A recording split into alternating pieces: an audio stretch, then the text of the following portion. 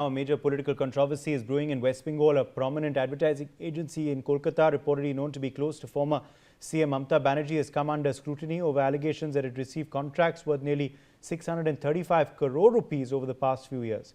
The reported figures have triggered fresh questions from political opponents who are demanding greater transparency in the awarding of government advertising and publicity contracts. Renik Datta joins us for more on this story. Renik, now an agency coming under the scanner for awarding of large contracts by the TMC government, Renik? एकदम ही देखिए, एक agency का नाम सामने आ रहा है जिस agency को तृणमूल कांग्रेस गवर्नमेंट के तरफ से लगातार एडवर्टाइजमेंट जो है वो दिया जाता था। जैसे कि अभी सूत्रों के हवाले से जो खबर मिल रहा है कि जेनेसिस एडवर्टाइजिंग प्राइवेट लिमिटेड ये नामक जो संस्था है, इस संस्था का करीब 10 बैंक अकाउंट ऐसा है जिस बैंक अकाउंट में बार बार से पैसा ट्रांसफर हुआ था एडवर्टाइजमेंट के नाम पर, और उसमें जो दिखने को मिल रहा है कि 635 करोड़ 22 लाख 71,406 रुपीज ट्रांसफर हुआ है ये बैंक अकाउंट पर। करीब 10 बैंक अकाउंट मिला है जिस बैंक अकाउंट पर genesis advertising private limited company 10 bank account 10 नाम पर खुला था, उस नाम पर ही पैसा जो है वो ट्रांसफर किया गया था। जैसे कि सूत्रों के हवाले से खबर है कि पश्चिम बंगाल सरकार के तरफ से जो बिजनेस समिट किया जाता था, उस बिजनेस समिट के दौरान जो भी एडवर्टाइजमेंट किया जाता था, उस एडवर्टाइजमेंट इस कंपनी को टेंडर दिया जाता था। इस कंपनी का टेंडर के बेसिस पर ही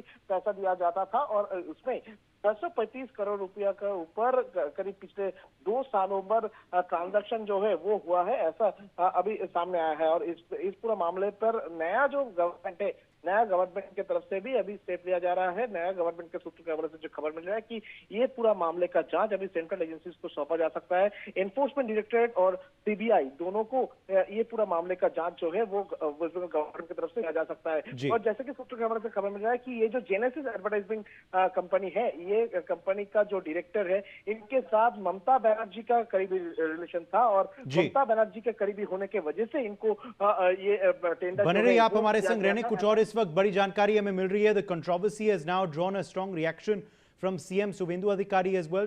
Chief Minister has termed the matter as nothing short of looting of public money and has raised serious questions over the alleged allocation of contracts.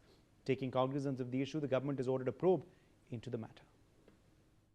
TPS করতে গিয়ে মমতা বন্দ্যোপাধ্যায় একটি ইভেন্ট ম্যানেজমেন্ট সংস্থাকে মোট 635 কোটি টাকা দিয়ে গেছেন। 635 কোটি টাকা একটি ইভেন্ট ম্যানেজমেন্ট সংস্থাকে। এরও তদন্ত হবে। তদন্ত শুধু নয়, মামলা আমরা করব এবং প্রয়োজন হলে মানি লন্ডারিং যারা ইনভেস্টিগেট করে তাকেই হ্যান্ডওভার করব। আমরা ছাড়বো না, ছাড়ার জন্য তো মানুষ।